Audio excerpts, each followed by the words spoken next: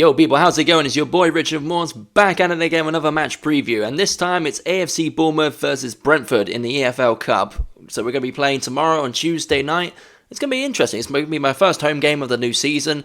I did have tickets for the Wolves game, but I did give them away to my friend. So yeah, this will be my first home game of the season, and I'm so buzzing to get back into the stadium. Like, God, it just feels like it's been too long since I've been away.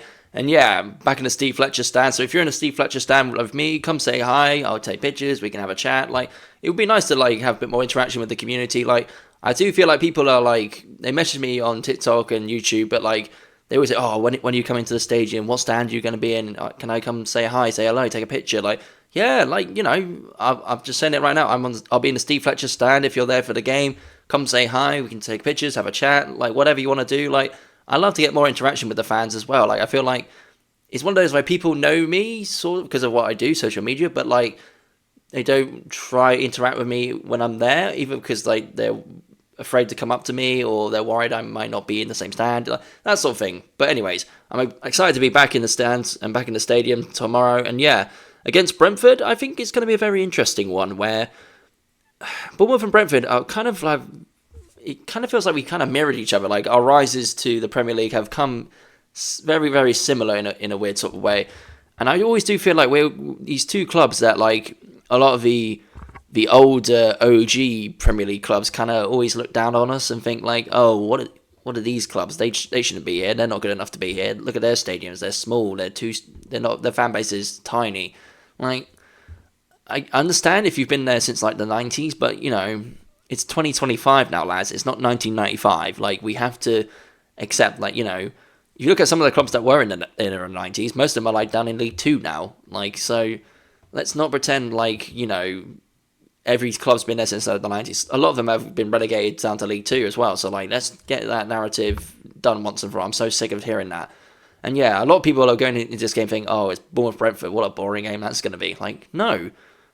If you base it on our history, Bournemouth Brentford are actually, the matches that we've had in the Premier League have always been very, very close. We always go like toe to toe with each other.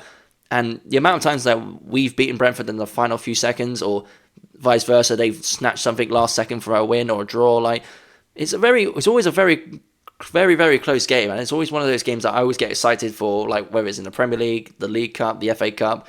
So the fact in the first round of in the FL Cup, we're going straight up against Brentford. It's going to be a good game. But now the thing is, how are we going to do our squad? Are we going to go full strength team? Or are we going to give the quote-unquote squad players and the younger players, the new signings as well, some chances? Personally, for me, I think as we got the Tottenham game coming up at the weekend as well, I think it'd be probably a better idea for us to play the quote-unquote squad players, not the usual starters, but also give the new signings of like Adli and Doak their first proper start, and also the ones that are usually on the bench for the Premier League season, give them a start as well, give them a chance to really shine and see what they can do, and give them a chance to prove themselves. You know, you got to remember, the transfer window is still technically open, only for a few more days, bear in mind. But for a lot of these players that are sort of on the squad bench players, this could be their final chance to really give us a reason to keep them at the club, or maybe move on. It's that sort of thing. You know, look at players like Traore. Like, he's sort of been in and out of the club for the last couple of seasons. This could be literally his final chance to show Iraola and show the club, like, you know, I want to be here. Please don't get rid of me. I want to stay. I want to fight for a position. You know, it's that sort of thing. Now, personally, for me, the lineup, I think we'll go with the same formation we did against Wolves, which is 4-1-4-1. So I think it'll be like I said, it'll be a bit of a makeshift team. I think I'd rather play Soler over Truffier right now. I think we need to save Truffier for the Tottenham game. I'd definitely start Diakite. Like, he's been our best centre back since he arrived. Senesi is okay, but I feel like he's made a few mistakes. So maybe this is why I'm thinking maybe go with James Hill, give him a chance, give him an opportunity to see what he can do. I mean, Smithy is almost there like by default. He's always going to be, he's the captain, he's the leader. And let's be honest, lads, right back options, we're a bit limited on that one right now. We don't really have much of a choice. We have to play Smith.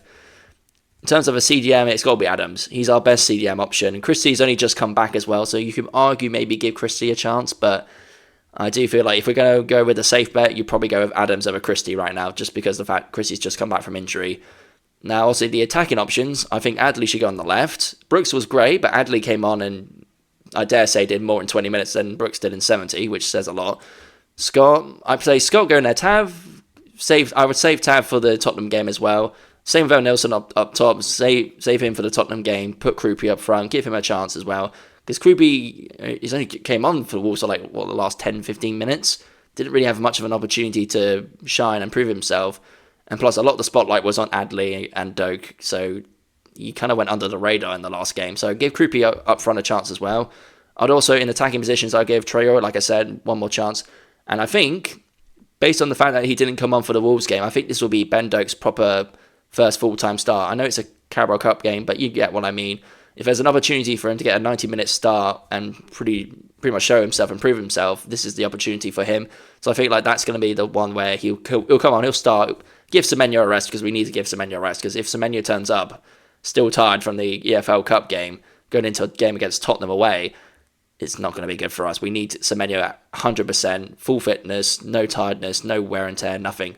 Semenyo's literally our best player. We can't afford any knock or injuries at the moment. So especially going up against Tottenham, who are flying right now, we can't afford to lose him. So we have to keep him in and make sure he's to stay safe. And yeah, in terms of score prediction, like I said before, this is always a very tight-knit, toe-to-toe sort of game. So I've got a bad feeling this might go to penalties. I can kind of see it going to penalties. It'll be either Brentford will go 1-0 up, and we have to claw it back for a draw, or we go up in front and we're hanging on for 80 minutes, and then somehow we fall asleep at the back. They get an equalising goal, and then we go to penalties. I think, to be honest, it will end up being a penalty shootout. I think we will win that, but it depends on what substitutions we make towards that. If we know we're probably going to go into penalties, I think that's when we'll bring on all the heavies. We'll bring on Evan Nilsson, we'll bring on Semenyo, we'll bring on Tav, anybody that would normally take a penalty shootout for us. We'll bring them on because we know this is where it's going, and we have to bring on the big guns just to get through to the next round, sort of thing. But yeah, I'm going to go 1-1 penalty shootout. We'll win on pens. I think that's how it's going to go. But in football, anything can happen. We could win 2-0, 3-0. Could win on penalties. We'll wait and see. I'm just excited to get back in the stands, back in the crowd. Don't get me wrong, I love doing a watch along with you guys, and I've loved doing it, especially with my mate Steve, the last couple of times.